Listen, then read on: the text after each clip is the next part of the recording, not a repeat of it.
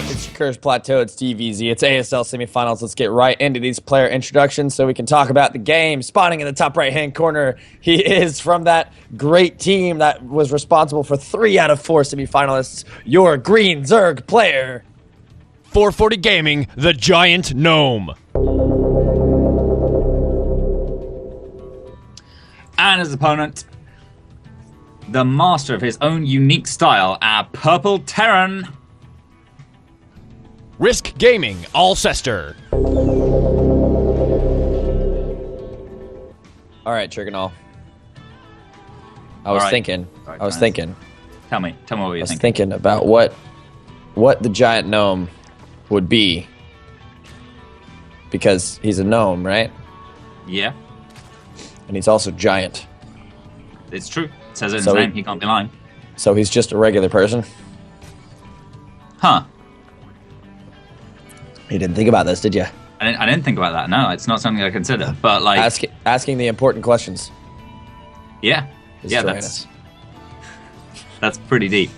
But like, gnomes have other stuff about them as well. Like they're all steampunk, and I don't know, what else do they do? They okay. Do gnomes live underground? Yeah, I would assume Depends what that kinds. gnomes. They, Well, I mean, they have a there's +2 definitely, constitution bonus and -2 strength. And if All they're right. whisper gnomes, they have +2 dexterity as well and -2 charisma. Whisper gnomes are so good. They can cast silence as a spell-like ability. Look, I've only got enough time to be a nerd about one thing. Okay, I can't be a geek about 4 things at once. Anyway, getting into the game, StarCraft. What's going on? Nothing much. This Overlord's gonna get sniped by these 2 Marines. He can't actually hide. There's not enough room for him back there in the Mesa, so he's gonna go down in a slight supply block for the Giant Gnome. Pretty standard openings from both of them. The Orbital Command on the low ground for Alceister about to finish up, and we have the Giant Gnome, of course, getting speed, hitting his injects and getting a second hatchery up and running before he starts to do anything crazy. And, well, his call is Roach Warren, so we're going to see roaches. You think he's done some homework on this guy? I think he might have done. Curse, not a super great map for the roach timings because of how tiny that ramp is. So he might just be doing his homework. But if he's done his homework really well, I don't think he'd go roaches, because every time I've seen Alceister playing his TVZ, his first game has been bio, and he's not done very well. He's lost it most of the time. So I would have thought the Giant Gnome would, if I was in the Giant Gnome's position, I'd open relatively straight up, and then just like see if I can beat him in a standard game, and then he'd probably go into his mech play. But it actually looks like he's going straight into the mech, so maybe it's not something he does all the time. Yeah, he could be going. Yeah, he could be going mech. He does have a couple of options here. Of course, he is getting the early armory, which would indicate that we might see mech. But of course, the Hellbat play is the option with the armory, and I don't think he's necessarily getting that to get out early Thors or anything like that. So we'll see what he's going to be doing there. Of course, 2 Evo chambers and a spine crawler going down, try and create a bit of a wall there for Giant Gnome, and of course he's going to take the 3rd down here at the bottom. And this, in my opinion, is a really difficult 3rd to take, because not only is it a little further away than what seems to be the more natural 3rd outside your main. I know you're taking that 3rd and you're going to be closer now to your enemy, but you've got to go down a ramp and then up a ramp if your army's at the natural. And creep spread is going to take a while, and you're not using the same creep spread to go over to your opponent. You're using the creep spread to go down to your base. So, it's a little difficult. It's a tough choice for me as a Zerg player, which 3rd to take on this map. Yeah, it's difficult. Neither one's really optimal, but I do feel like this is the better choice, because you can position your army sort of between your 3rd and your natural, down both of the ramps in this sort of area, which I presume Saber's showing us. Not quite. But yeah, and with the 3rd that makes sort of triangle, which the Hellions are running past right now, it's very, very open, and especially if the Terran breaks down the rocks, which they can do fairly quickly. Bio has quite high DPS, and I know those Hellions aren't getting in, but the Hellbats might be able to bust down the spine crawler, actually. Yeah, there we go. Now the Hellbat's coming in, and there's the nice little walls completed, but the Spinecrawler's going to go down, and now he's actually going to be targeting on the Evo Chambers, so this is going to be a great play if he can get them down, because he's going to slow down any upgrades. And now he sees the Roach, so he sees the play. He's going to go ahead and shoo him away as more Hellions come in to support. There's not enough Roaches to handle this. If he targets drones, a lot of drones will die. This is the barbecue that Darren absolutely loved. Goodbye, Mr. Drones. No more mining for you. Your time has come. And Giant Gnome plummeting in supply, and all Alceister did was walk up a ramp with Hellions, morph them into Hellbats, and take game 1 in convincing as hell fashion.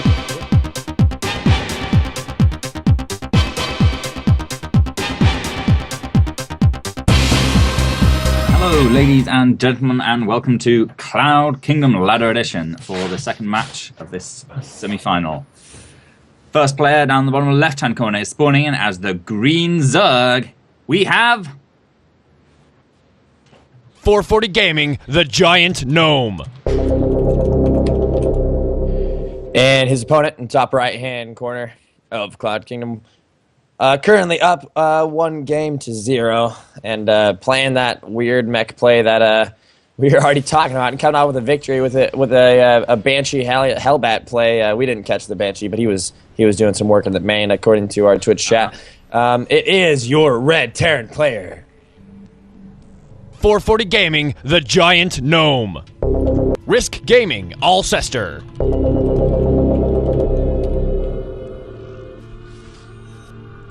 And I will say that if there was a Banshee up there, it was probably just icing on the cake. Those Hellbats were really what was doing the brunt, yeah, the brunt damage there. Pretty much just arrived, and yeah, again, Giant Gnome goes to a really, really fast factory. No Reapers. None of that business, just straight on in the factory. And what did them? Oh right, I was just watching the Giant Gnome's money and it just spiked down, but I guess it went into the Queens. That makes sense. Yeah, one thing that we noticed from Alceister, I think, when he played on Akalon Wastes, if I'm recalling correctly, is he liked to sometimes make an early siege tank, just to deal with any sort of early roaches, because after Life played BlizzCon, or maybe probably not Life. I'm trying to think. Did Life hit some Roach Bane busts? He likes to come up with a lot of crazy stuff. Yeah, one of those Zergs out there really popularized a couple of Roach Bane bust plays and things like that. And of course, roaches are what they are, and early Roach busts have been in the meta for some time. I think Alceister's decision to go ahead and get an early siege tank was one to fix that, and a pretty good one. These two Lings are going to come up here and they're going to get shot up by these Marines. One of them is going to be able to make it back, but of course they're not going to make it out with their lives, and he does actually save the SCV in the end here. But yeah, like I talked about, Alceister throwing down a tech lab, not producing a siege tank as of yet. He is getting a starport out, so he's probably going to transfer it and get Banshees. Yeah, most likely. Oh no, there's a siege tank just coming out. Oh, look at that. Look at that. So, yeah, siege tanks are really good on Cloud Kingdom as well, because they can cover a ton of space from the high ground and be pretty safe. Certainly completely safe against Lings and relatively safe against Roaches. And speaking of Roaches, John is producing that Roach Worm. He could be going off a Baneling Bust. A couple of Spore Crawls coming down as well, because Alceister is showing all the signs of Banshees. But is this just going to be a straight Marine drop, or is he going to bring the tank along as well? No, he's going to leave the tank at home for defense and then bring all his Marines. Yeah, he's probably going to do some droppage here. Of course, he's got the Medivacs out and double producing Marines at the time. We still have not a very clear indication of whether he's going. Actually, he's unsieging the tank now. He might be bringing it with him. He might just be pushing right up the ramp. And what is the main point about Cloud Kingdom is those ramps. Is coming up the third and the natural ramp. It seems so much so that that you see them coming down that ramp right now. That's where the engagements are dictated, and that's where the battles are won, and seemingly the games are won on Cloud Kingdom. Like, you know what I'm talking about? Like, we've seen so many games where somebody just blindly moved up a ramp, and then their entire army was concaved, and they kind of died. We have a bunch of SCVs coming along, and you know what they're going to be used for? They're obviously repairing that tank. This is a big line of red moving across. This is one base. Yeah, this is pretty scary for the Giant Gnome. Bet he's glad he got that Roach Warren now. It's going to be difficult for him to defend Alceister going up the ramp by his third, and I think that'll be a better engagement path at the minute. The Queen's going to target fire down that medevac very, very quickly, which does take away some of the power of that push. Oh, so much power of that push, for sure. Yeah, now there's no stim or any upgrades or anything on those Marines. If there was stim, I feel like it would probably be even worse because you'd stim and then all your Marines are dead, and if you don't basically end the game with it. And the Roaches move forwards. Still, none of them have died yet. The Giant Gnome hasn't lost any units, and Alceister's got a good position, but Giant Gnome on 2 bases. Yeah, with the second tank coming in, the Giant Gnome's on 2 bases. He's oh dear, they're getting straight on top of those tanks. Take one of them out. And what's he doing? He needs to attack with those units. Good transfuses coming down, saves some of his queens, and now he's got a fantastic position right on top of all these Marines. Roaches against Marines, so good when there's no... not good enough when there's no upgrades or anything.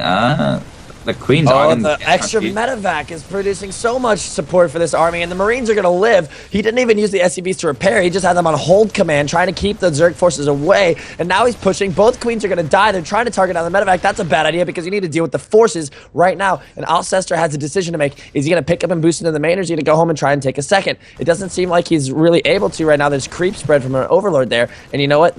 A Giant Gnome has defended this for now because none of his economy is dead. Now we have Alceister boosting into the main. This is a bad idea. There's enough Roaches to deal with this. In my opinion, this is about as GG as it gets if you're not going to go and take a second. If Alceister's all in off one base here, he's dead, surely. Yeah, pretty much. There was an Overlord spreading creep on that natural as well, so Alceister has delayed by even more. Giant Gnome did lose a lot of queens with that push, so his production has been slightly hurt, but the Roaches just crushing forward on top of all of these Marines. They're getting on top of the siege tank now as well. That's going to die. There's no Ignan siege in time.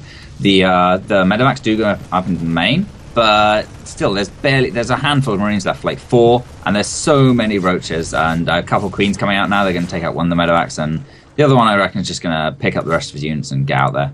Yeah, that was a pretty rough attack from Alceister, and Giant Gnome was showing why he belongs in the semifinals. Like, it was a really good defense from him. He didn't overreact. He didn't overproduce Roaches. He only produced enough to really deal with that, and that's important because, you know, he could have defended, but how much drone production are you willing to cut in order to compensate for the defense? And in the end, Giant Gnome seemingly got the number right. He's still producing drones now, and of course he's taken a third. So not only has the Giant Gnome been able to defend that and gotten a healthy number of units to defend, but he also has his economy up and running, which for Zerg is key. So, you know, it's twofold for him. Giant Gnome actually had 16 Roaches pushing across the map, and no, Alceister's got 3 tanks at home now. So yeah, I guess he saw that and decided to back off. Can't really push into 3 tanks with that few Roaches, and now Alceister is just throwing down his natural command center just a little bit after Giant Gnome puts down his third. Giant Gnome has an enormous advantage in drones as well. He's got 8 more about to finish up as well, and he's looking in a fantastic position here. Alceister is going to have to do enormous damage with these drops. Yeah, we do have a Banshee coming out with Cloak, but there's already Spore Crawlers there because he already showed his tech tree, which indicated, hey, I might go Banshees. So it's always good to have Spore Crawlers in. This boosted drop coming into the main, and of course, dropping on Cloud Kingdom, not a bad idea. It wasn't really built with boosted medevacs in mind, and they're going to start going to work on these drones. A Queen already there. There is still no stem to be seen as of yet. Yeah. So many Roaches coming back, losing 1 Marine, and now the medevac going to have to go ahead and come out. He sees the 3rd hatchery. The drones are transferring, but now they're caught by Giant Gnome, and they're going to be sitting back. These Queens are targeting that medevac still, and these are the key engagements. Banshee down at the 2nd. If you take away the gas units from Alceister, that's when you start getting you start getting really ahead because of, as we know, gas is that key component of any sort of builds Alceister wants to do from here on out. Yeah, not only the gas, but the fact that Alceister's producing off 1 non-reactive starport right now, so his medevac production is going to be, like, really, really poor. I got triggered off. Do you see how many CCs are back home for Alceister? Yeah, he's starting up 2 at once. I quite like it. He hasn't got really the production to spend all his money with 2 command centers at home, so throwing down 2 CCs is going to really boost him to catch up to him, possibly even take over the Giant Gnome in terms of the econ game. But he is going to need a lot more production pretty soon, because at the minute he's got 3 production buildings. He's got a 1-1-1, and he's not got much else other than that. So this army count is not going to be rising very quickly for Alceister. Yeah, the tell that he is going mech, of course, is he's getting +1 vehicle and ship weapons on the way. So, of course, that is, mech upgrade going for those siege tanks and things like that. And 2 more factories are going to drop down right now. These roaches are cleaning up as best they can. But in the end, what we've noticed now is that Alceister's drops weren't ever meant to really do damage in the sense of actual real physical damage. They were just keeping his Zerg opponent on the toes and keeping his army back in his main because he didn't want him to go ahead and sniff out this massive investment he's making into these CCs. What he wants to do now, as we know, is just chill out until he gets a really sizable lead of SCVs. And the unfortunate thing is now he's moving out to take his third. There's already an overlord there spreading creep. So not only is he going to be set back and taking his third, but the Giant Gnome knows what's up now. And I think that overlord could probably go in and scout the other one. I don't think he's seen it yet.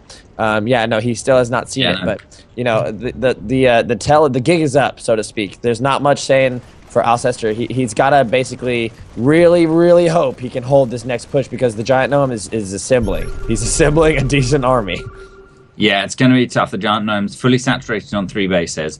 I think that's as far as he's going to go for now. When he finishes this 4th base, he'll probably add on enough for gases and go up to like 73 or so, or 72, which is a good number for Roach Hydra. And Roach Hydra is, of course, the competition Giant Gnome's going for. Getting that hive up for Vipers too is fantastic. It's going to be nothing but units for the Giant Gnome from here on out. And I wouldn't be surprised to see him max out on Roaches and try and poke around, maybe deny that 3rd or a 4th base if he suspects it, and then free up a bit of supply for his Vipers when they come out. Yeah, let's talk about that creep spread. It's pretty decent at this time, especially considering what he had to deal with at the beginning of the game. He's got a really good vision. He's got Overlord spread across, and he's going to go ahead and see that drop. And he's going to have to, in the top left there, and he's going to have to go away from any sort of pressure. I mean, like, it's not, of course, it's not really pressure. It was just him trying to, get something done by way. And as you know, Giant Gnome's already got his roaches, pushed position there. So in the end, Alceister's actually, succeeding at what he wants to do because he's not trying to do damage, of course, with 2 Marines and a medevac. He's just trying to keep Giant Gnome on his toes. Yeah, keep Giant Gnome on his toes, keep Giant Gnome at his own base, importantly, as well. There's an enormous number of roaches. They're ready, waiting to accept this medevac with 1 Marine in it. And, I mean, if with 4 supply of units, you can keep however many that is, like, I don't know, 30 or so supply of units at home. That's a pretty efficient usage of units for Alceister. And now Alceister's got a good defense setup at home. He's got a lot of tanks in his third. He's got a lot of tanks at his natural. And it's going to be very, very difficult for the Giant Gnome to push up these ramps. With these 4 Vipers that are on the way, it's going to be a lot easier, however. A couple of blinding clouds on those tanks, or just pushing in and abducting them, it's going to make taking these fights a lot easier. Yeah, so you and I had a little bit of a game like this where, we both went very similarly to what we're seeing now. And I think I went a little bit more bio, but, this is your composition. You love seeing this play. I do like Roach Hydra, and it's an excellent way to play versus mech or bio. Scales off a little bit against both matchups, but there's going to be a very, very powerful army for the Giant Gnome pretty soon. As we can see, he's got an enormous supply advantage, and this is more or less how mech versus Roach Hydra would play out anyway. There should be on roughly these supplies, though a little bit earlier with all the early game shenanigans that Alceister has been thrown out. And the Spire coming out as well is interesting. I'm assuming that's going to be for probably Broodlords. Usually you'd see Mutras, but with the Mutras you need a lot of units to defend. So that's why Swarm Host Mutra is quite often seen, because you have the Swarm Host just keep the Terran, stop the Terran from advancing forwards, and then have Mutalisk to run around and actually try and damage him at home and force trades. But I don't know. Yeah, we'll see what comes out of it. I think I agree with you on the Broodlord count. A couple interesting things coming from the Terran side. We have Corvid Reactor going down for our Ravens, and we have Blue Flame, of course, which is fairly late at this point in time. This is looking slightly, it's not slightly mechy. This is looking about as mechy as it gets. We have 1-1, versus 3-3 Roach Hydra. If an engagement were to go down right now, I'm almost positive Giant Gnome would win it. The unfortunate thing is he is not the unfortunate thing. The thing going through Giant Gnome's mind right now, is I am so ahead. I don't really need to force the issue here. It's going to be very hard for Alceister to take a fourth. Look at the creep spread. It's taken any of the fourths that he can naturally go to at this point in time. So the only thing the Giant Gnome could do right now to lose this game would be to attack his entire army up one of those ramps and lose it. And he knows that. So he's being patient. He's going to take his time. He's going to get his army and he has his army already at 200. He's just going to wait, get his upgrades in, and make sure. Here's the thing about why Zerg works versus Terran in the end game is you can tech switch so much quicker than your opponent, right? So your opponent has to stay on mech. Terran cannot bio switch at this point in time. It just doesn't make sense. But like you said, he's got the Spire up. He has +1 flying attacks on the way. Were he to lose this entire army, it's not out of the question that we see 50 mutas on the way. Yeah, no, absolutely. But at the same time, Alceister's building up quite a lot of... oh, God, Locusts. Oh, here we go, enduring Locusts. I feel the Giant Gnome has to put some kind of pressure on Alceister, because when he hits 200, Alceister can start stepping his... Or not start stepping, like pep potting his tanks forwards and just pushing that creep back and back and back. Because with 13 range on the tanks and like some scans, you can continually just be pushing that creep back a little bit. The Viper's coming in for some abducts. You've got to keep trading and keep stop that meching player from hitting 200 because you're not going to win a fight with any composition as Zerg pretty much unless they screw up really heavily when you get 200. But the Viper's yonking this tank, just forcing these little trades for energy is absolutely fantastic. Ooh, the Vikings are moving out. They're going to find a lot of Vipers here. All of them are going to go down. Oh my God, 3 go down already. Can they get the 4th one? Now there's an engagement going down in the middle, down in this plane here. Hellbat's lining up, not really getting a great concave. I don't think this is a good engagement from Alceister, but a lot of Giant Gnome's forces are going to go down to these tanks here, only on 1-1 versus 3-3. And of course, we're going to see a massive remax of the Giant Gnome. Currently, Alceister's got a massive supply lead, but that's going to go away very, very shortly unless he pushes the advantage and outright wins it from here on because, oh my God, it's the Muta remax. It's 47 mutas on the way. That's the switch that we were looking for. Holy cow. Flying B. J-Dom would be proud. Jesus. Yeah, this is absolutely what people talk about when you're talking about trading with a like more powerful, more slow army composition. Because Alceister took a fantastic engagement there, reduced his opponent's supply much further than his supply got reduced. But then the Giant Gnome just goes, well, I'm Zerg, I'm going to remax. And now he's back at 200, and Alceister is 155. And it's a completely different army. Yeah, but now the Giant Gnome has a completely different army. There's not much anti-air in this for Alceister. There's a few Vikings. The Ravens don't have enough energy for point defense drones or seeker missiles. And the Giant Gnome is running in here. He's crushing every single Viking. Everything goes down. You don't have to say it. It's all gone. That's GG call. Trigonal was like, what is he destroying next? He's just destroying everything. The Muta switch was so real.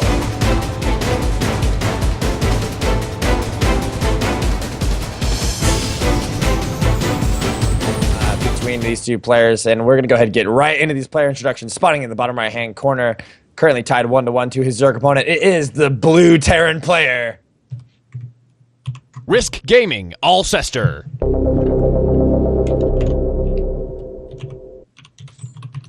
And his opponent, spawning on the top left-hand corner of Ohana. Managed to tie the series up 1-1 last game. Let's see if he can pull ahead this game. He is your green Zerg player. 440 Gaming, the Giant Gnome.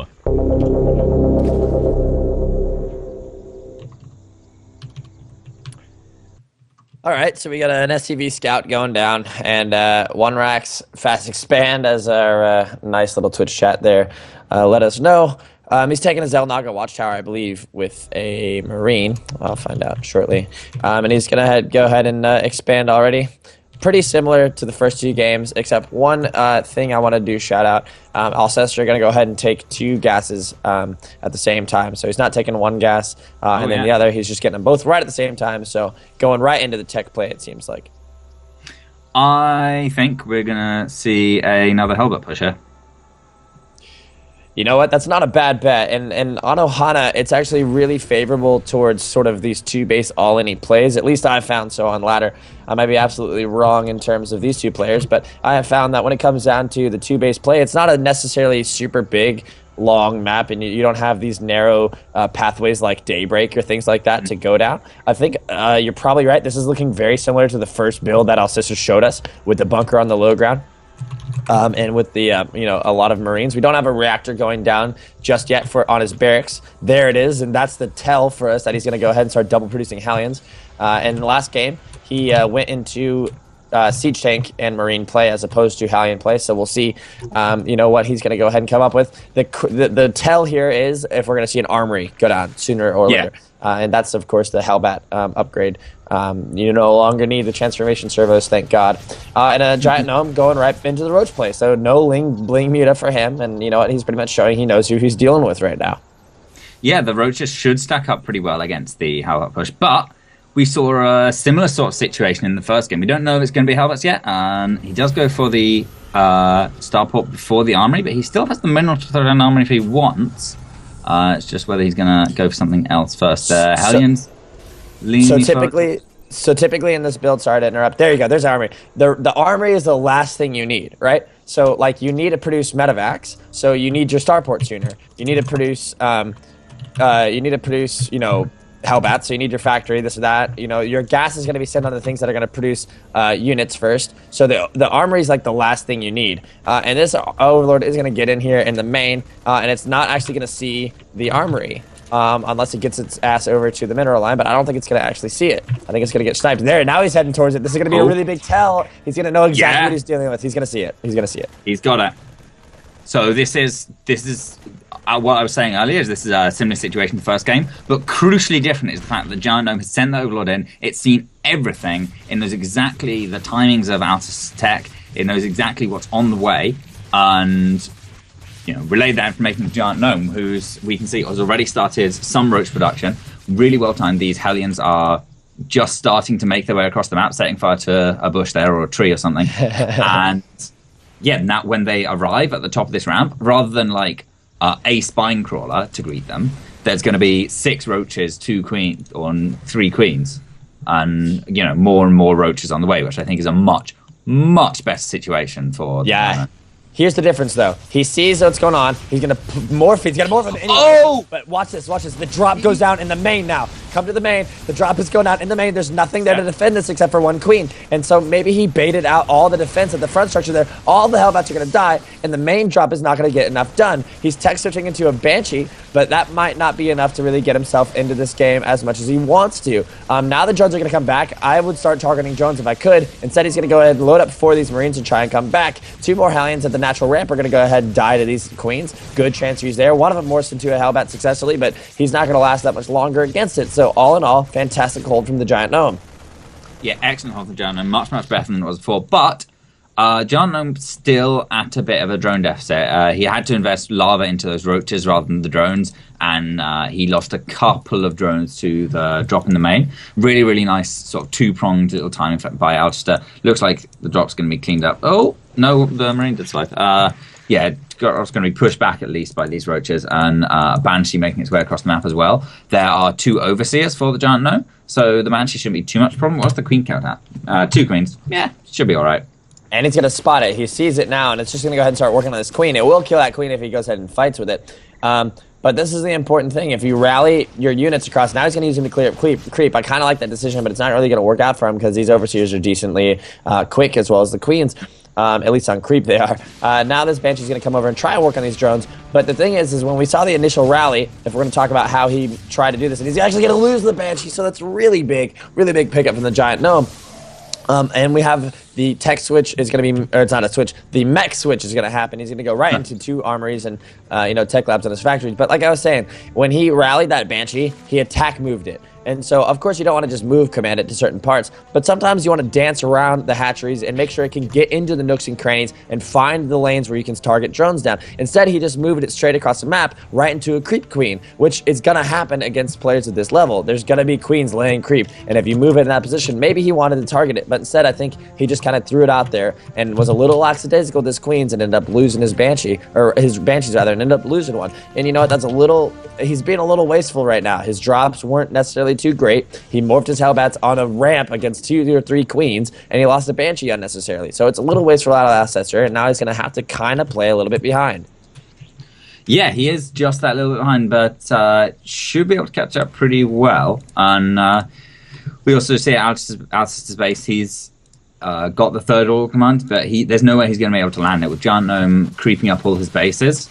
And GiantNome also has a massive upgrade lead. Alceister just finished his second armory and is just started shipping out the vehicle weapons level 1, and +2 is coming on the way for GiantNome. His third base is up and running. He's nearly reached full 3-base saturation and throwing down that hydrogen, that infestation pit. Going to get a really fast hive.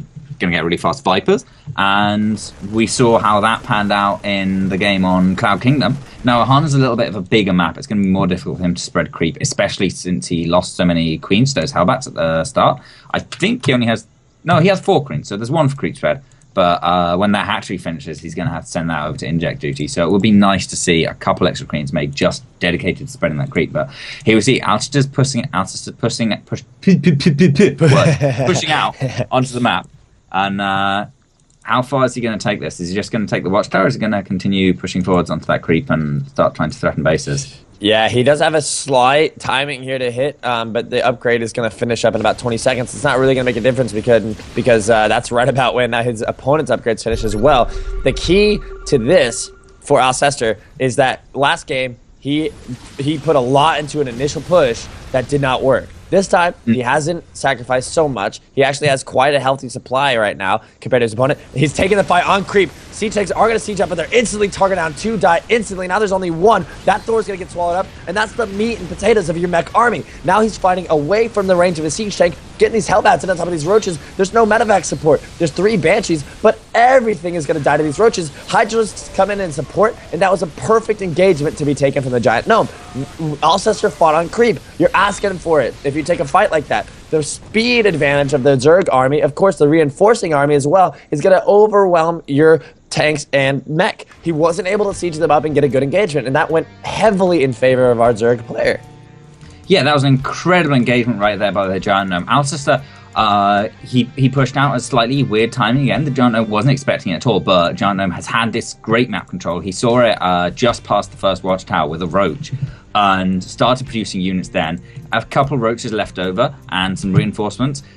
Took this fantastic engagement while the army of Alceister was split up around this rocky protrusion, sort of between the 4th base and the natural, and came down on the weaker flank, crushed that, killed a siege tank, kept on going back into Alceister's reinforcement line, killed the Thor and the units that were reinforcing, and then they were out of range of those siege tanks, which absolutely have to be the backbone of these sort of early mech pushes. You have to have those siege tanks and do a sort of slow push forwards and catch your opponent completely by surprise. And Alceister, I think he's going to get caught on sieged again. Yeah, another engagement. He's on a ramp. His tanks are not sieged. Hydralisks are able to get right up in there and start targeting down. But this is a little bit better for Alceister. He's able to force the engagement at a high ground, but all of his units are dead. GiantNome is able to come up here and really target whatever he wants to. The reinforcements are not coming soon enough, and he's able to pick up more tanks unsieged. And okay, look, we just saw what happened. Alceister might have been able to take out a couple of drones or clean out that hatchery, but in the end, GiantNome is in a much favorable position still, and he's able to catch out. None of these units are going to live. They're all going to die. And here's the thing: when you are meching, you want to keep your gas-heavy units alive for what would be hopefully the entire game, right? And then you want to spend your minerals. So you want to take your Hellbats, and eventually that you need them early on to deal with early pushes and Zerglings and things like that. You want to kill them later on, morph them into Hellions, and you do Hellion run-bys. You're clearing up your supply and your minerals so that in the end, eventually, you're just going to have a shit ton of Siege Tanks, Ravens, and Vikings, right? You almost don't even want Thors because you want to get your turret lines up. Instead, the GiantNome in the first engagement Alceister lost all his gas-heavy units, his Thors and his Siege Tanks. So he had to remake them. So he's constantly going back to square one with his mech army, and you don't want to have to do that. And that's the unfortunate thing of Alceister's play, which is fantastic, mind you, but he does it a little too weirdly. And now he's getting caught out. Vipers are able to take out that Siege Tank. They're able to come in here and basically clean up whatever they want. The Siege Tanks don't have time to siege, and that's no GG called once again. But 440 Gaming is the GiantNome taking Game 3 in pretty handed fashion, very similar to Game 2.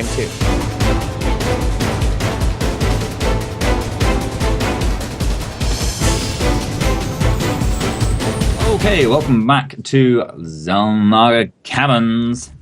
On the top right corner, we have the infamous mech player, the Blue Terran. Risk Gaming, Alceister.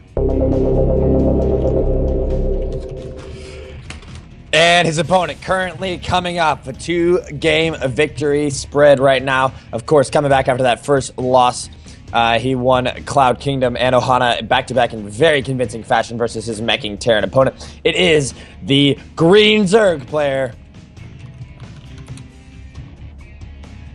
440 Gaming, the Giant Gnome. And of course, he's representing 440 Gaming. Once again, remind you, they made 4 out of 8 quarterfinalists and 3 out of 4 semifinalists. We've got a little bit of shenanigans going down. Alceister throwing down a bunker. And we'll see what sort of play he means to do with that. He is making Marines. He's not making Reapers, and he doesn't have anything proxied, but he's pulling SCVs, and he's going to go ahead and build the second bunker on this hatchery.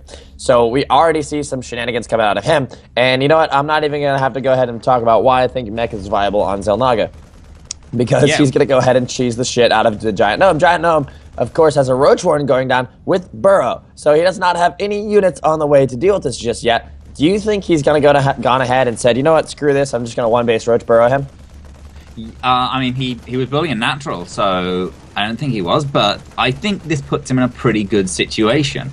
I don't think he saw... I mean, I know he didn't see the bunker building. I don't know if he saw the SCV coming and somehow intuited it was a bunker, because this isn't a Prox 2 Rax or anything. It's just like one Rax, and he saw an opportunity to build a bunker. But there is a build Cats does, and Cats' builds are always... They have some serious thought behind them, even if they seem a bit weird. Cats has a build that it's designed as a reactive counter to bunker rushes, where you go for a Roach Rush, borrow a Roach Rush. And I think Alceister should be in a pretty good situation to hold this. The Roaches will be able to attack the bunker, burrow it, and he's got 7 Roaches on the way, with the short rush distance as well. This Xel'Naga Cannons, let's not forget, is the infamous Jimmy No map. So the Gunner could just run straight past the bunkers. Yeah, well, that's what he looks like he's doing. He's going all the way home. Alceister's in some trouble now. He's not going to have more than like 2 or 3 Marines at home when these Roaches get here. He's having to bring the Marines back, which means that he has killed that hatchery for the Giant Gnome. So I don't know how this works out. All right, so we've got a bunker coming down at the the main, rather. He's already finished up his second CC. These are six Roaches on their way. Giant Gnome continuously getting supply blocked because of the Marines were able to run around. I think they sniped an overload, maybe not. We do have one bunker finished up, but the ramp has now closed up really, really close. And the bunker actually not finishing because the SCV was sniped instantly. Now this is a pretty good surround of Marines, but of course they're able to bunker. He needs to throw down a scan if he wants to finish them off, and of course he's going to get a repair off on this. There we go. There's the scan. He needs to target down these Roaches. Now there's only 4 of them. A much healthier position for Alceister. And he has successfully, in my opinion, held off the Roach counter. And one more goes down before it burrows. That's really close. He's going to go ahead and use another scan. He saved up a lot of scan energy in order to do this. I don't think he knew it was coming, but maybe he just naturally did so. All the Roaches are going to die. And pretty successfully held from Alceister. Now we're going to see what his transition is, and he's going to go ahead and throw down 2 E-bays, so he's not even going to play mech on this map, so it's not even worth talking about. Yeah, that's a bit of a shame. I wanted to find out, but yeah, that was pretty disastrous for the Giant Gnome. He's got a Roach burrowed on the natural, but yeah, Alceister's been pretty on point with the scans. He's going to try and land that command center or orbital command, and then it's not going to land, and he's going to scan the Roach and kill it. So no biggie. And yeah, now the Giant Gnome has an incredibly late natural. There's still a bunker there, and oh my god, and he's got another. Okay, it's got Roaches back. That was hilarious, though. If he had managed to pull that off, yeah, and he's gonna go ahead and get a Reaper on the way, as well as turrets and Ravens. So I'm not aware of this build. Perfectly honest with you, I think at this point he's kind of like, well, I know how ahead I am, and I can just make whatever unit suits my fancy, and that's kind of what he seems to be doing right now. Did he cancel his second eBay and go for an armory? Because that's what I think he did. And actually, he's looking to shape up to be a little mechy, if I'm honest, because he had 2 eBays in production, and now he's only got 1 finished. So he canceled it, and he went for an armory. So now here comes the mech switch, and maybe I might be able to talk a little bit about I think mech is strong on Xel'Naga, and I'll just cut it pretty short. Just 2 base all-ins. That's all. That's all you need to know about the mech on Xel'Naga. 2 base all-ins. That makes more sense. Does it make a little sense now? Yeah, it makes a little sense. 2 base all-in's pretty good on Xel'Naga. Yeah. But yeah, I feel like Zerg's main advantage on Xel'Naga as well is they can be really, really good at stopping their opponent from getting a natural. And Alceister has got a natural. Now the Giant Gnome is going to find it difficult to play out. Did I say Ohana? I mean Xel'Naga Caverns. Yeah. Xel'Naga Caverns. Now, if you look at the third positions for Giant Gnome, one is an extremely exposed gold base with rocks on it. The other one is a slightly more set back regular base that has high ground behind it, a ramp leading down into it, and is, unless you break down these rocks, which will take a while, is very, very difficult for the Giant Gnome to get any kind of reinforcements to. So the Giant Gnome's not going to have a third base for a good while, whereas Alceister, on his 2 bases with mules, is going to be very, very comfortably ahead, keeping Giant Gnome on just 2 bases. Giant Gnome's going to try and take this third base. Does Alceister see that? No, he can't quite see the concave of roaches with his Reaper. But he can go in and check at any time, and when he does, I think taking that Xel'Naga tower and just slow pushing forward with tanks is going to be a pretty effective way of denying this base. Yeah, the reason why it works so well, of course, we do see Tunneling Claws in the way for the Roach player. I don't know if you mentioned that, but no. Tunneling Claws is his response to try and maybe influence this game somehow. We do have a small push coming out now, a bunch of Marines, well, I guess large for this stage of the game. 2 tanks, and Thor, Banshee, Raven. It's kind of a hobgoblin of all these Terran units that you can have, and it looks relatively strong because what he's kind of making the Zerg opponent do is say, I've got all these units, you have to kind of somehow deal with them, and you know what, if you have a Banshee, cloaked Banshee, right, you need detection. If I have a Raven, that offers so much. A Thor is so much tanking. Marines do everything. Siege tanks are siege tanks. Like, how do you deal with this? You need to have incredibly, awesome defense. And now he's sieging up on creep. He's got a much better spread. He's got SCVs set on auto repair for that tank. He's going to go ahead and spread out his Marines a little bit. Tanks are able to get a lot of shots off on these roaches. They're able to get on top of them and target down, but all of them now are on low health. The Marines are still getting a lot of shots done, and that Thor, more importantly, is alive. And in the end, the Thor is going to be able to produce all the tanking damage. Now that second hatchery is going to go down again, mind you, and Alceister taking 102 to 59 supply lead, and that is game called. Alceister tying up the series 2-2. Are we going to see a best of 7?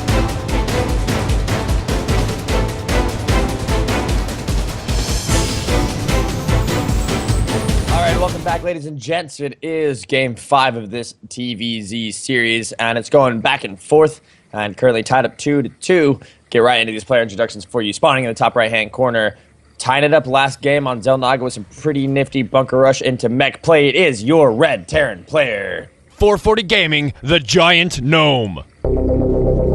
Risk Gaming, Alceister. It is your red Terran player. Risk Gaming, Alceister. Was I muted? And his opponent is going to be spawning down the bottom left-hand corner. Winning this game will put him on match point. Winning this game will put either players on match point, so it's a lot on the line here for the green Zerg player. 440 Gaming, the Giant Gnome.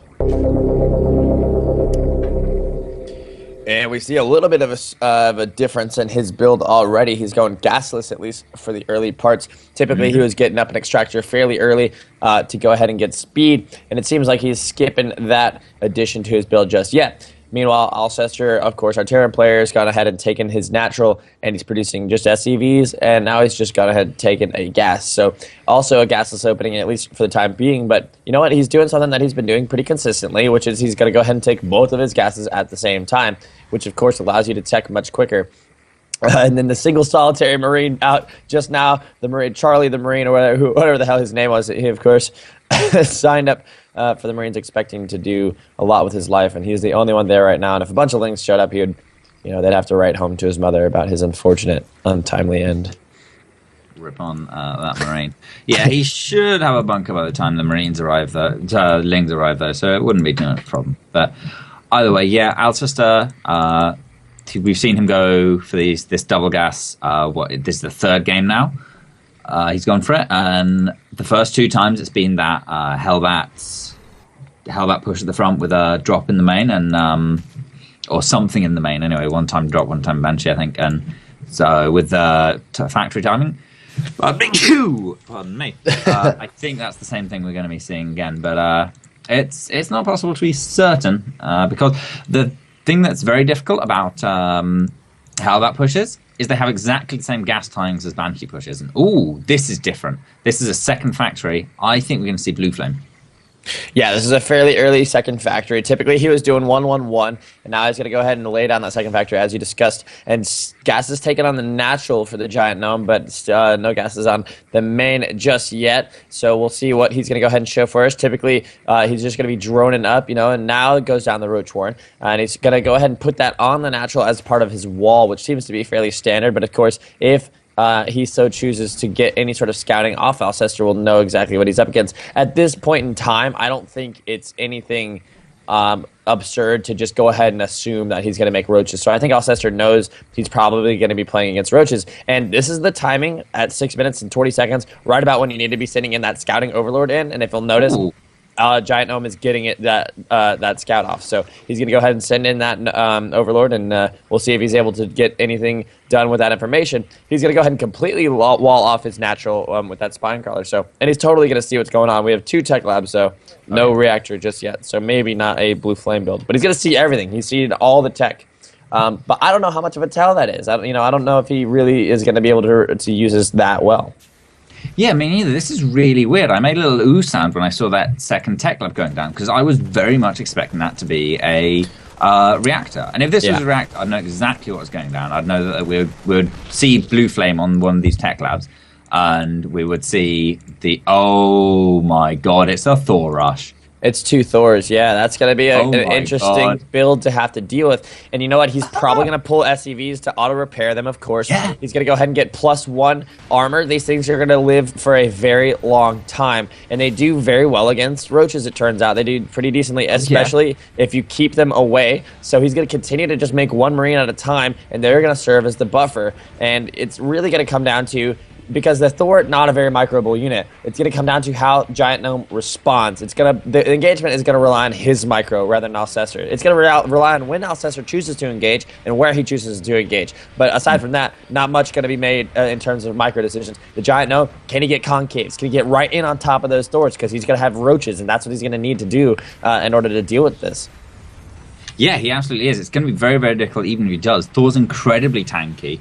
400 health in the early game is a lot, and with the with how roaches do their damage as well, there's a lot of time in between roach shots for big surround SCVs to repair up the Thor to tank a few extra shots, and the +1/+1 for the roaches is going to help a lot, because with Thors with their 2 attacks suffer twice as much from units which have armor.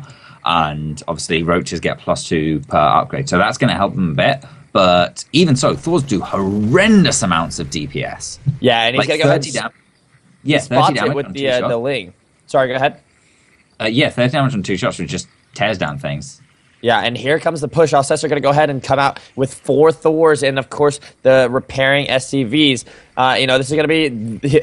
This looks fairly all in to me. He has not. I don't think he's going to go ahead and be able to take a third anytime soon. And if he loses this, the units that he has, he's just keep producing more Thors. He's got Medivacs out, which would be pretty nifty if he could do some Medivac Thor micro. We're going to have the first engagement come down. These roaches coming around from the side. They're coming to off creep. There are 4 Thors here now, and I don't think he can take this engagement because there are a lot of SCVs and they're repairing. That's quite a healthy amount of roaches, but it's so touch and go at this point because of just the brute punching power of that Thor army. He's taking the fight on creep. He doesn't really seem to give 2 fucks at this moment in time, and now the engagement's going to happen. Yeah, well, the creep isn't that much advantage against the Thors. If you're in surround against them, it doesn't matter too much. They're just going to push out all their damage, and he's focus firing down. One of the Thors goes down very, very quickly. I think he can get this. Oh, God. The devastation. He keeps on two-shotting the Thors. He even gets that one. Quickly. The SCVs were repairing themselves. God. That was an absolutely horrifyingly bad engagement, and that was just absolutely lovely for the Giant Gnome. You could not have asked for a better defense. Every single Thor is dead. Yeah. That did not work in the slightest at all. Really crafty, really nifty, but Jesus, I have not seen something fail that bad for a really long time. That is absolutely true. And now the Giant Gnome has these roaches marching across the map with speed as well. Alceister's going to try and micro his Thors a bit. It's going to be easier to defend with the wall there, but still, the Giant Gnome can bust through it. He's going to get through it. There's only 3 Thors here. There's a couple Marines in the bunker, but the Giant Gnome can't get on top of them quite as well. And with the siege tank doing his damage from the high ground, it means that Alceister might not lose right now, especially close on that Thor with the medevac. He almost had it, didn't he? Yeah, he did almost have that, and a lot of these roaches deep into the red. But the Giant Gnome can absolutely afford to lose this. He's doing a lot of damage to Alceister's economy, which is already in a bad state. Alceister has half the SCVs that Giant Gnome has drones. Yeah, but he does have 3 command centers, and he does have, of course, mules with that. And Alceister's playstyle does cater to him, not necessarily being even on supply. It is going to be some more siege tanks on the way and +1 attacks. So, you know what? He still has a fighting chance, and it seemed relatively GG once he lost all of those Thors. But, he has demonstrated an ability and a propensity to come back in the past, so we're going to see if he's able to do the same here. Yeah, it was the difference in taking the engagement. That's how Alceister wanted to take engagements with those Thors, is where the roaches had to funnel through much more, whereas what the Giant Gnome had, we caught the Thors kind of out in the open a little bit, or in the middle of this choke.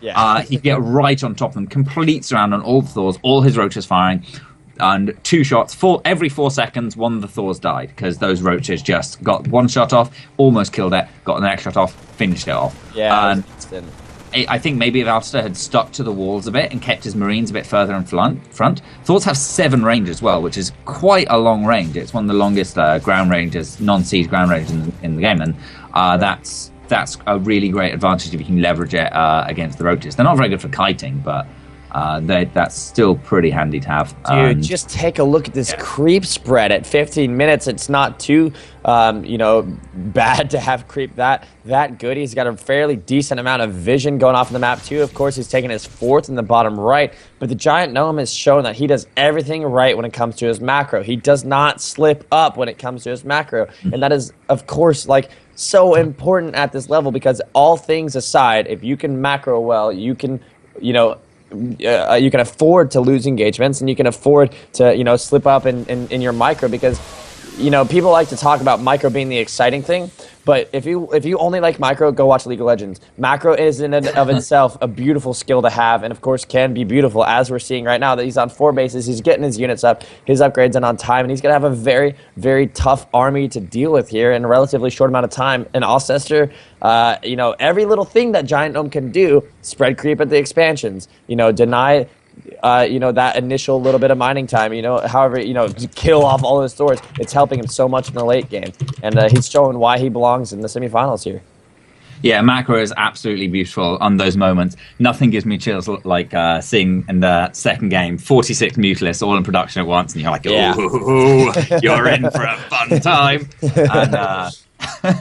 And with these 4 Vipers, once they get out and consume some energy up, the Giant Gnome's probably going to run around a little bit again, try and poke and prod around and see if he can abduct some tanks. And he's in an even better position than he was on Cloud Kingdom when Alceister went for that attack, which didn't quite work out. And then the Giant Gnome got map control. We see a similar situation again. Giant Gnome has control of both the locations where Alceister could take a 4th base. Even though he's got the Orbital Command up, it's going to be a while before he can actually move out and take it. And by that time, the Giant Gnome will have his creep spread over to it. The Giant Gnome's creep spread in every game. It's been absolutely fantastic. It's impeccable. It's it's not as perfect as it could be, but alongside everything else he's had to deal with and do, like I said, he's doing all the little things. Like when you hit your injects in time, when you actually manage to deny the expansions taken by your opponent by spreading creep there, when you do get creep spread that is covering the entire middle section of Overgrowth, that's just that's so beautiful to watch. I'm a Terran player. I absolutely hate Zerg, and I consider you guys the worst thing on earth. But there's something to be said in the beauty of that creep spread. Jesus, it's and a Spire going down. And like you said, the Giant Gnome is getting to a position in this game, like on Cloud Kingdom, where he can afford to throw away an entire army and remax it on 46 meters. And he's, he doesn't mind letting Alceister get healthy and feel like he's back in the game, because look at the creep spread. It's all over the map. Oh god. It is insane. It's pushing up against this missile turret right here. And how many missile turrets are there on the map, actually? Let's look at the structure tab. There's 4 missile turrets and 3 Thors on the map. So the Giant Gnome is mining off 8 gases right now. And he's got very little spent his gas on the production tab. It's just the Spire and the missile attacks. I think when the Spire is finished, Giant Gnome's probably going to push in. Maybe he'll wait for a bit more gas. A scan comes down, maybe he can wait. I'm just trying to decide what the timing is for the Giant Gnome to attack. At this point, there is no timing. It can be whenever.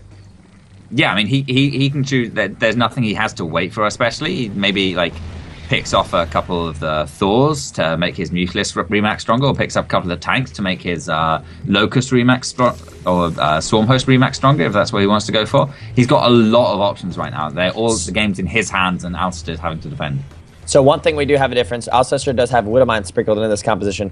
So if we do see the eventual Muta switch, at least there's that for him. But we do have this army swinging around for Giant Gnome coming to the third here, really uncontested. And this is not what you want. You don't want him on the back door here. Those turrets able to defend that siege tank, but he's going to go ahead and yank one. It's going to be completely decimated here. The scan goes down and does see the location of the army now, so it's going to be able to kind of ward it off. These Vipers are a little out of position, but there's not enough Vikings here to be able to really do enough damage. And you know what? There's nowhere else Alceister can go, so these Roaches and Hydras are going to come in here a little dangerously. Siege tanks are able to get a couple shots on. Blinding Clouds do go down, but not in the best positions. Now at least 2 of those tanks can't fire anymore, but that command center's down, and with it, a lot of hope for Alceister. But you know what? We do have a lot of Giant Gnome's army going down, and needs to get a remax right back on Mutas. Yeah, here we go. 34 Mutas on the way. But the Giant Gnome Alceister has anticipated this time. He knows how he lost that second game, and that we see 2 Thors in the production tab. He's got a lot of Widowmine sort of hidden under and around his tanks, or around his army. So if the Giant Gnome gets on top of this big army and tries to magic box these 3 Thors, the Widowmines are just going to absolutely destroy his Mutaflot. Yeah, but here's the thing about that is he did have really decent control of his Mutas in the engagement. If you'll notice, he moves them over the top, like you said, Magic Box. He moves them over the top, and then he attack moves. He doesn't ball up his Mutas. And Giant Gnome sees the Widow Mines. He sees them, and he's actually able to take out 3 before they are able to burrow. And so now he knows what he's up against. And these Mutas are going to go right into the main. A couple of turrets there, and they're going to get targeted down because there's too many Mutas simply at this point. I don't think there's building armor or the high tech auto tracking with the range of the turrets. So they're going to go in, they're going to target down an orbital command. Now these units of the mech army is going to have to dance back and shoo them away, but for the most part, the Giant Gnome is content to do whatever the hell he wants. Alceister's mined off his main. He can't take a 4th anytime soon. There's so much creep spread. And Giant Gnome, if he wants to, can go ahead and take a 5th, a 6th if he wants to. He can probably take a map on the other side. Or a 7th. The only risk is right now that Alceister has an army with quite a few Thors that are on good upgrades. It's going to be quite difficult for the Giant Gnome to fight, but if he catches it unseized, it's not. And the Giant Gnome gets straight on top of these Thors, magic boxing perfectly. The tanks siege up, and now they're doing an enormous amount of friendly fire. But is it going to be enough? The Widow Mines go off, and a lot of Mutas are down. And now that Thors are able to put out their power, this is exactly what he didn't want to have happen. He's remaxing on Roaches now, and Roaches are not going to be able to take this army. There's SCVs in that army auto-repairing, and the Mutas are going to try and go ahead and shoo away that orbital command, which seems to be along with the ride of the army. And now Alceister's going to go ahead and come out and engage this, and no matter what, this mech army, if it takes the engagements, of course, is going to win because he's able to keep pushing on. The Giant Gnome has to defend. He cannot lose all these bases in one go. He won't be able to base trade this. He won't win a base trade. And the mines go down. Now the tanks should be sieging up, but instead the Giant Gnome decides to go ahead and base trade. We're seeing a base trade, and in my opinion, he might actually have a chance here. I'm going to go ahead and go back on my word because there's so few expansions taken for Alceister. Yeah, there's very few. The Giant Gnome's sending all of his drones to, all the way across the map. He's sending a few of them over to his 4th base to get some mining done before he goes and actually builds any units. But the problem is, with how Terra can lift off their buildings, there's very little and air units, anti-air for the Giant Gnome. He needs to be producing a lot more Mutalisk so he can actually kill off those Terran buildings much faster. Oh my god, the spine 14 crawlers. spine crawlers going down for the Giant Gnome as these roaches are going to try and make their way into the main and try and win the game. This is, of course, going to be, is this game 5? Yeah, game 5, so trying to take a 3-2 lead. This all started from a Thor rush, a 4 Thor rush with SCV supporting it, and now we're in a base trade scenario. I did not see this coming. Alceister's actually fighting his way back into this game. He's lifted all the buildings. The mutas are non-existent right now for the time being. There are 15 on the way, but I don't think they're going to be able to take out these buildings fast enough. And the Giant Gnome's supply and production, it's all gone. He does not have enough to really go and destroy all these buildings before the mech army can, and he cannot engage that mech army 1-for-1. No, he can't. The buildings start moving to make their way over on top of the mech army, so he can just move it all around this big Oh ball. my god, did you see the mutas die? Oh no, I missed it. Oh man, I think he lost like 3 or 4 of them, which every little bit's gonna hurt him at this point. Yeah, his Mutalisk count is very, very low. He's got 14 at the minute, 4 more on the way. But there's no way they're going to kill all of these Terran buildings before they make their way to the protective safety of those 5 Thors, plus the Widow Mines. And I don't know, the thing is the Giant Gnome has actually denied all the mining. And like right now, Alceister's income is 0, and he's got 1-2 orbital commands, so he can land them at some of the bases and start mining back up again. But the Giant Gnome has a lot of minerals. I think he could be taking bases all the way over Alceister's side of the map and starting mining those. And because the Giant Gnome has had his side of the map for so long, if they just trade places, the Giant Gnome will have a lot more income to build. Oh, if he kills both the orbital commands, though, that's yeah, he'll be revealed. But the point at this, Alceister doesn't mind what he loses. He just wants to win it with the army he has. He's gonna lose that orbital command. He's floating his buildings to stay with his army. These buildings are gonna stay with his army the entire time now. All he's gonna do is he's gonna deny vision with the creep, and he's gonna try and win these engagements. He needs to siege up, of course. He's gonna attack the spine crawlers, and he's gonna slowly break down this army. And Giant Gnome is actually in a really rough position right now because he cannot engage us straight up right now. Their mines are burrowing, and he's gonna just start leapfrogging. And once this base is gone, he's only gonna take out 1 more. Of course, we do have drones that can go out and take further bases, but I mean, I don't know if Giant Gnome's going to be able to really do that. He needs to engage here. He's losing a huge group of roaches. Now he's coming in. Those mutas are almost all gone from the Thor shots, and the roaches are all dead as well. Giant Gnome plummeting in supply, and this is GG. There's no way he's going to win it. Game called. And Alceister taking game 3 after a failed Thor rush. That's mech orgasm.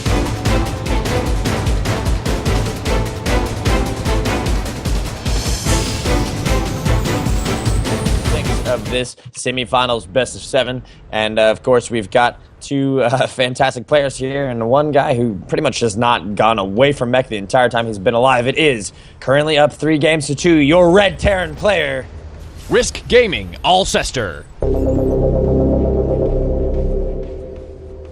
And his opponent was back against the wall, 1 game away from elimination. It is our green Zerg. 440 Gaming, the Giant Gnome.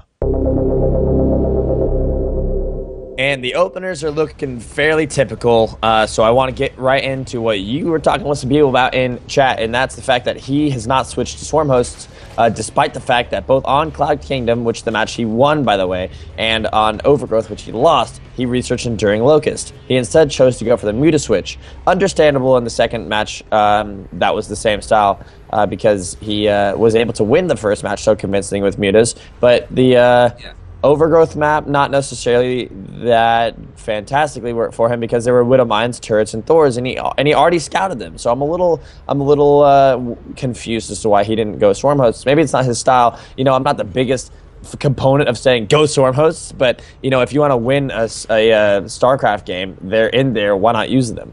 Yeah, and Overgrowth is such a good map for Swarm Hosts as well. Like if he'd gone Swarm Hosts, Alceister would never ever have gotten a 4th base. Ever. Yeah. Or like if he would, it would be in that weird sort of setback location where it makes it really difficult to defend all the Zergling run-bys and if Mutalisks come out. I don't know. Like I don't know. I haven't seen Gnome use Stormhost, I don't think. But he's researched the Enduring Locusts, which is not something you're going to waste money on if you just don't ever build Stormhost. So I don't know. Daybreak. It's a decent map for Stormhost. You can definitely go Stormhost on Daybreak. It's pretty easy to contain Terran to at least 4 bases if you get, sort of break down those middle rocks and send them towards that that base that's just down the bottom of the ramp out of the natural.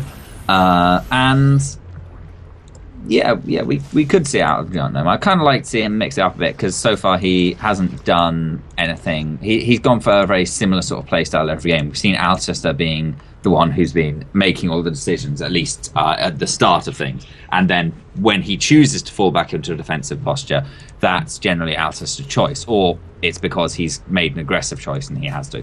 So it's all been Alceister setting the pace of the game, and GiantNome hasn't really been doing as much to do that, I think. But I don't know, it's kind of difficult to do against Alceister where he plays such a diverse style. But speaking of the diverse style, we've actually got Hellbats coming up again, this time with a Cloak Banshee. Yeah, and that's the build he went for in the first map, so trying to win it the same way he did in pretty, I guess you'd call it, unspectacular fashion, since it was so easy for him, it seemed like. But, you know, he just walked his Hellbats up there, Hellions rather, morphed them into Hellbats, and then just kind of fried a bunch of drones while the Banshee started to whittle away in the main. And, you know, this is a kind of similar map to Shakura's Plateau in that your third can be a little tricky. And especially for Zerg, you know, he is having to start his creep spread over towards that third. GiantNome's pretty much got creep spread, you know, pretty much on lock. He knows how to do it really, really well, at least. So he's not going to have any worry about that offensive creep. He's got 2 queens already laying it down. +1 coming on the way for him. We do now have a little bit of a train coming. It's going to be Hellbats, and those SCVs are going to be used to repair those Hellbats as the armory is finished. And we do have a good, healthy group of Marines, a Banshee, and some Hellbats. And they're going to go ahead and, well, Hellions, they're not Hellbats yet. They're going to go ahead and come around to this third. They're going to see it, and they're going to try and absolutely take out this third. And there's a lot of DPS here, and they can, for the most part. You know, 5 Hellbats can put out a lot of damage, and now there's 7 of them. And there's only 2 queens here to defend this. Now the Roaches come in. They're going to be able to get in some shots. 1 Hellbat instantly goes down. Now the Banshee's out of the range of the Spore Crawler, and it's able to get some shots off. The Roaches are at the top of a ramp, but they're kind of funneling in right into the splash damage from the Hellbats, and they're not really getting the best engagements. 1 queen's going to go down, and now this Banshee's set to work on another. And this is going heavily in favor of the Terran player. And it's the repairing SCVs that are the true unspoken heroes of this engagement. Now he's making it work at the third. He's going to be able to take away the third hatchery. Another queen goes down, and this is pretty much undeniable to Alceister now. He's going to take away your third. Yeah, he is. He's splitting up his forces. A couple of them are going to try and take out the third. And now he's actually drawing away from the third. Wants to end the game right here and now. If you can take out that Roachron, that's enormous, because the GiantNome, like, Roaches are his only answer to this. Lings, especially without speed, are going to do nothing to these Hellbats. Especially with the SCVs to repair. The Roachron does go down as well. So the GiantNome, he's got 5 Roaches on the way and 9 more. That's all he's going to have to defend this push, pretty much. 2 Banshees as well are going to add so much power to this push. 3 Queens on the way, but there's none on the map. And they can be picked off one by one by all these Hellbats. And it's looking so grim for GiantNome right now. Yeah, the one thing he does have in his locker right now is that he was able to save the third by a decision from Alceister, and now there are Spore Crawlers in both the main and the natural, so those Banshees are very limited in what they're able to get done. And you know what? The GiantNome looks to have held. The Hellions reinforcing are still in Hellion mode, and he needs to go ahead and leave because they're going to get absolutely swallowed up. There are 3 Banshees here, and they're going to go pretty much uncontested for as long as they want, unless they dance in with Spore Crawlers. And once we get Lair on the way and finish, Overseer's going to put a stop to this Banshee, but that seems quite a long way away, and the response from the GiantNome is to go ahead and see what he can get done, and he's pushing out with a couple of forces across the map. Those, once again, the Spore Crawlers are the really only thing denying these Banshees from getting all the damage they want done in the world, and they're going to go ahead and start working on these, the main mineral lines of the GiantNome. And so Alceister in a really favorable position right now because he doesn't have anything to ward off these Banshees. The response is going to be Spire. What do you think about that call? The Spire's going to be really good against these Banshees. One of them does get taken down, but he needs an answer to these Banshees. One of them, the ones in the main, one of them's got 23 kills, the other one's got 6. The Spire's actually going to get taken down by these. And the GiantNome rebuilt his Roach Warren, I think, because he actually built a spawning pool instead. I think that was meant to be the Roach Warren. So now he's got 2 spawning pools. Oh, man. He's restarted his Spire, and another little push with Hellbats trickled in, and now all the GiantNome has to defend this is Queens. Oh god, and the drones are stuck on the ramp, and pretty much freely fired upon by whatever remaining Hellbats there are. That Hellbat is still alive. It got so many hits off against these drones, and there's no mining for the Giant Gnome. Meanwhile, Alceister's taking a third back home. He's just restarted his Spire production. Giant Gnome has, as well as 3 queens, but you don't want to be starting queens at the 13-minute mark. These Banshees are able to get in here and absolutely destroy that queen, and then with that, probably the Giant Gnome's hope at taking this series into the final, because these Banshees and Hellbats are unimpeded on this third. And with that third hatchery, look, you never want to be even with a Terran on base number, let alone behind. And at this stage in the game, the production heavily favors our meching Terran player. And this is, I'm going to go ahead and be honest, the first time in the entire series where he's had an actually substantial supply lead or any lead in the game, aside from the first game, which he took in very quick fashion. This is going to absolutely spiral out of control for the Giant Gnome unless he can make something drastic happen in a very short amount of time. Yeah, and the only real playmakers he has are these Mutalisks. He's got how many has he got building? He's got 8 Mutalisks building, but Alceister just finished up a couple of Thors, which are coming down his ramp. He hasn't got any missile turrets at home though, so if the Mutalisks can outmaneuver the Thors, they might be able to get a bit of damage done. But all that will really do is force Alceister to keep a couple Thors at home. And in fact, Alceister could probably just base race. The Mutalisks have got forced back by those Thors. They see them, and they're like, nope, getting out of here. You know what the best defense for a meter pack is to just go ahead and push.